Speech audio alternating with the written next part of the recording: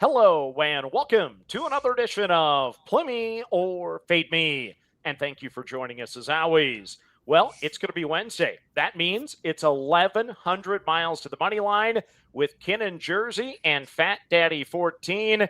And guess what, guys? Last week they hit the 2-point conversion. So we're going to go for back-to-back 2-point conversions this week. And gentlemen, it was a lot of fun last week. I think it was a 5-5 week, but you hit that 2-point conversion. So let's see if we can take that to the next level this week. And why don't we lead off with Ken in Jersey? What's your first pick this week? All right, so I'm going to go to, well, since NBA, there's going to be no NBA, I'm going to go, and I love my player props. I'm going to go to the WNBA with my first quarter play, and I'm going to take Breanna Stewart over 30.5 points, rebounds, and assists at a minus 112. The Liberty are really struggling. They have lost three in a row. They've lost four of their last five. They really need this win to get back on track, and she's their best player. She's going to be the best player on the court. She plays 33 to 34 minutes a game. She is averaging this year 21.5 points, 9 rebounds, and 3 assists. Like I said, they need this game. She's their best player. She's going to have the ball in her hands a lot. So I expect her to hit this number. So for my first quarter play, Breanna Stewart over the 30.5 points, rebounds, and assists at a minus 112. Going to the WNBA with a prop. You like those props, that's for sure. And any comment on your Knicks? They should be playing here tonight, but they already got the brooms out. Are they legit? What's the story? I have never seen any of my sports teams. I've never seen them go on a run like this, and they're just unstoppable. I don't know if I think it's a combination of them not playing great teams and them just being on absolute fire. So it's been awesome to watch. Let's just hope it continues. Now they have 9 days off, so we'll see what happens.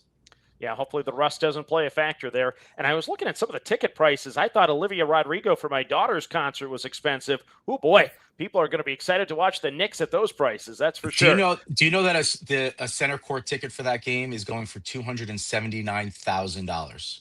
Yeah, I will not be going to center court or in Madison Square Garden. I saw the nosebleeds are like 3,000. I'm like, Yeah. wow. Okay, I'm not going to complain about Olivia anymore.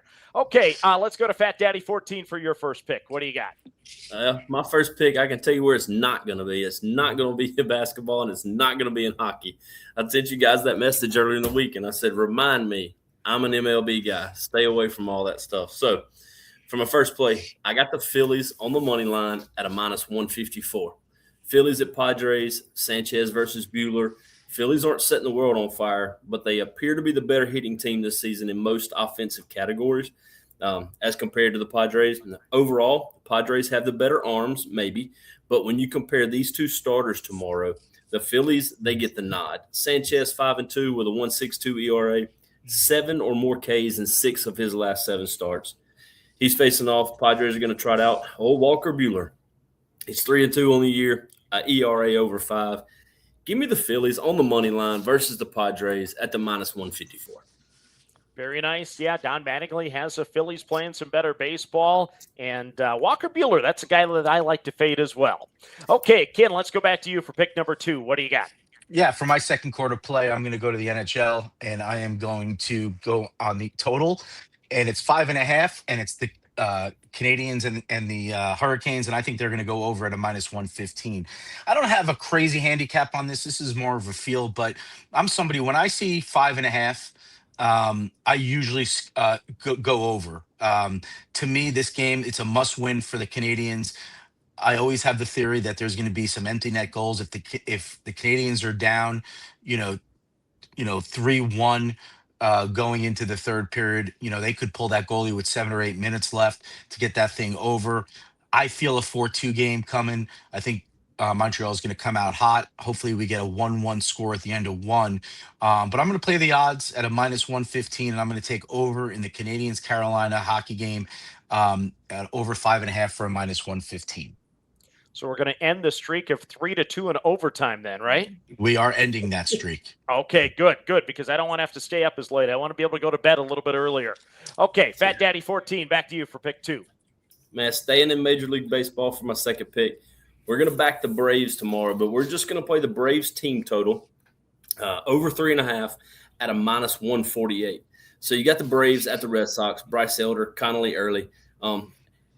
Atlanta ranks second in Major League Baseball in runs scored, total bases, and OPS. They rank number 1 in Major League Baseball in hits, batting average, and slugging percentage. Early, 4-2 this year, 3.33 ERA, but at home in Fenway, he's 1-2 with a 4.43 ERA in 4 starts. Now, a couple weeks ago, Braves tagged him for 2 runs in Atlanta.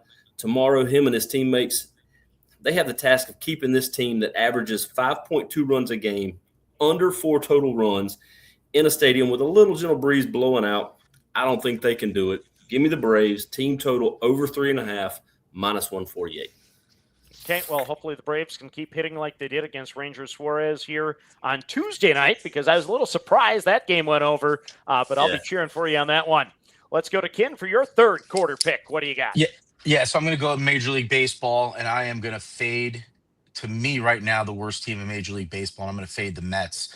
The Reds, I'm not really sure why they are +100 in this game. The Mets do not have a starting pitcher announced. The Reds are pitching Andrew Abbott, who has a 4-2 record. He's got an ERA under 4. He's got a decent whip, a decent hits to innings ratio. The Mets are a dumpster fire. The Mets can't score. The Mets are playing, AAA players, calling up players before they're ready. This team has been put together terribly. They are going, they are just going in the wrong direction. So it's against what I usually do. I don't like when a team is, going for the sweep. I don't love them sweeping on the road. But to me, the Reds are too good of a line right here at a +100. So I'm going to play that for my third pick. The Reds over the Mets at a +100 for my third pick. Okay. I think if Larry was on the show right now, he'd be holding up the trash sign because that's how the Mets are playing lately. FatDaddy14, you might be aligned with Ken on this one. Man, I can 100% back that, because Ken, from my third play, I'm on the Cincinnati Reds on the money line. I got them at +102. And Ken said it great. And just to kind of add to that, Abbott started off a little rough, but in the month of May, my man's 3-0 with a .82 ERA.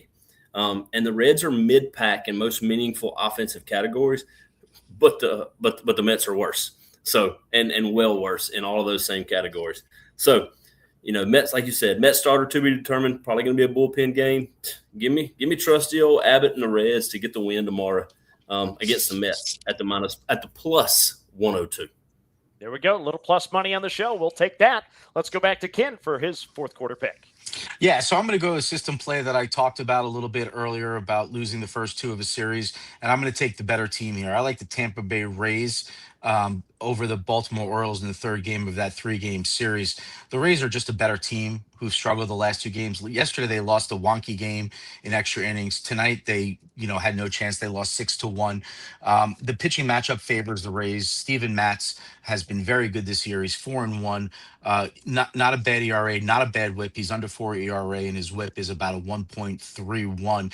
Chris Bassett is at about a 6 ERA this year, and he's, Chris Bassett might be done, to say it nicely. He has not pitched well this year. The Orioles have not played well this year. I think the first 2 games are a little bit of an aberration. So I like the Rays to come back, win the final game of this 3-game series. There is no line on this game yet, which I'm really not sure why. But no matter what the line is, the Rays should take this game. So I like, for my fourth pick, I like the Rays over the Orioles. And we'll check out the line in the morning. Okay. I hope my numbers align with you. I'd like to be on the Rays as well. I did get a text from Dan during the game tonight, and he said, the Rays look like the bad news Bears there. They just couldn't field the baseball. Air all over the place. So hopefully they can clean it up here on Wednesday. FatDaddy14, back to you for your next pick. What do you got? So we're in our fourth pick. So this is going to be my fourth quarter, my 2-unit play of the day. And what is more exciting than a NRFI? All right. So I got the Angels and the Tigers tomorrow. No runs first inning at a juicy -146. Yeah, that's a steep price to pay. But Ken, what do you say?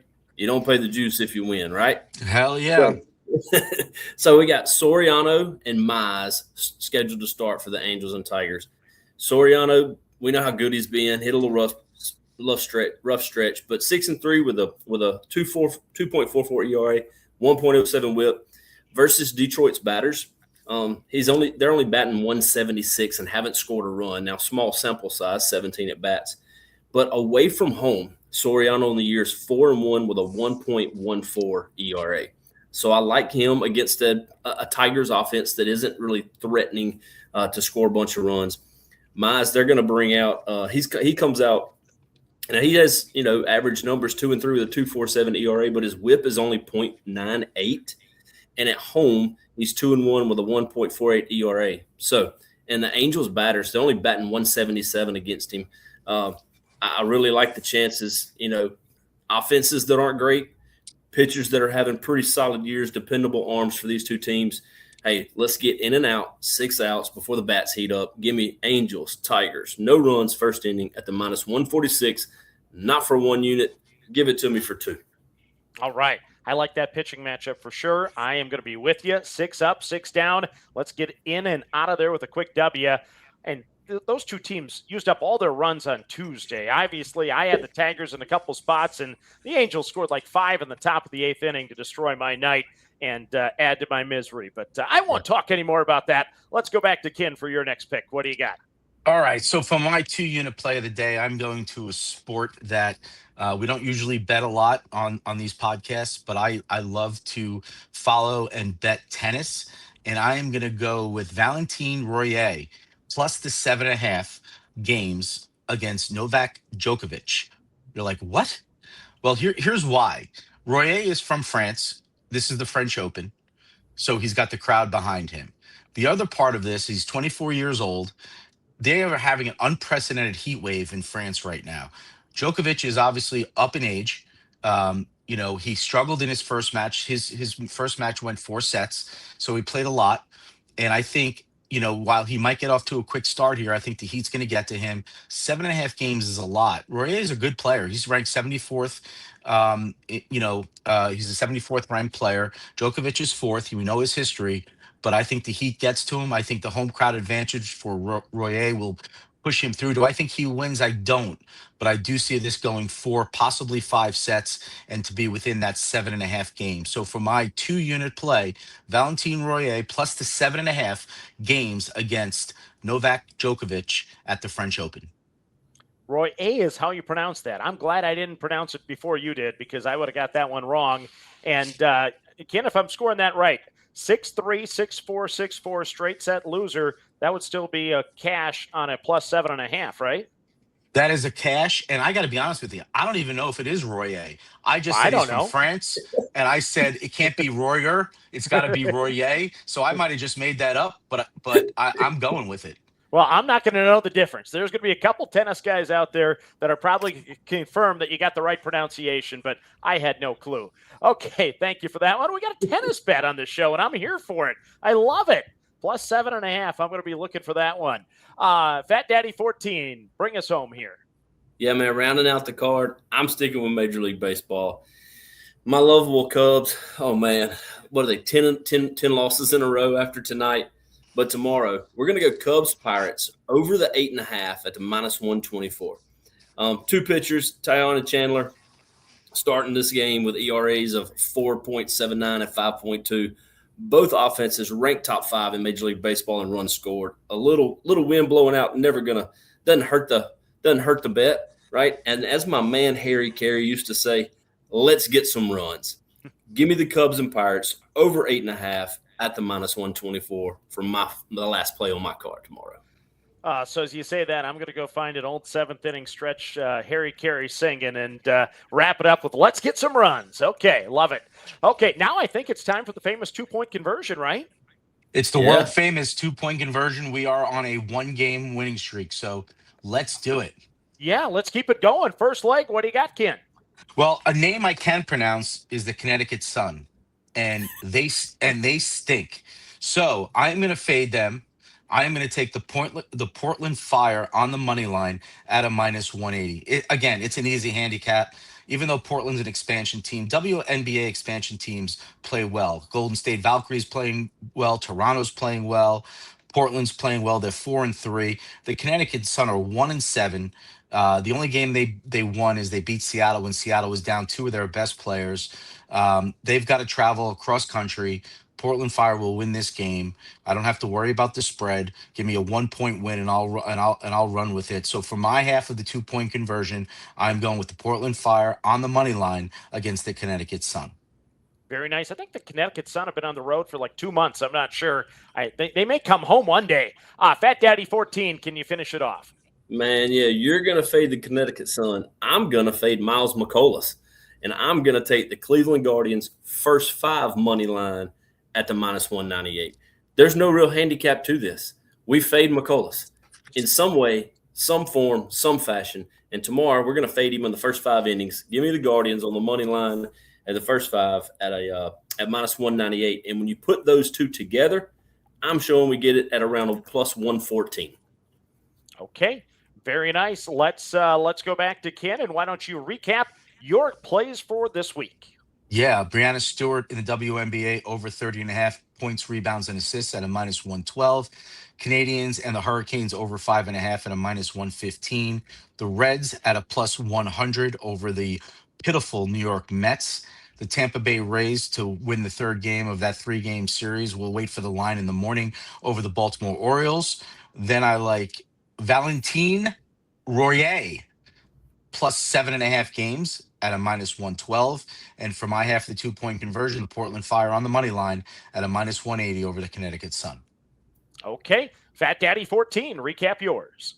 Man, yeah, I'm all baseball tomorrow. We're going to start off with the Phillies on the money line against the Padres at a -154. We're going to take the Braves team total over 3.5 at the -148. Me too. I'm on the Reds. Give me the big red machine on the money line at the +102.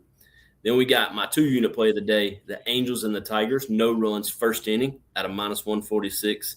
Rounding out the card, my Cubbies, the Pirates, over 8.5 at a+124. And then my leg of the 2-point conversion, Guardians, first 5 money line at the -198. Put all that together, should come out around +115 to +120. Very nice. Thank you, gentlemen. We're out of time. Until we meet again, everyone, manage that bankroll. Don't chase money. Have fun. And let's gas some tickets together. Good luck, everyone.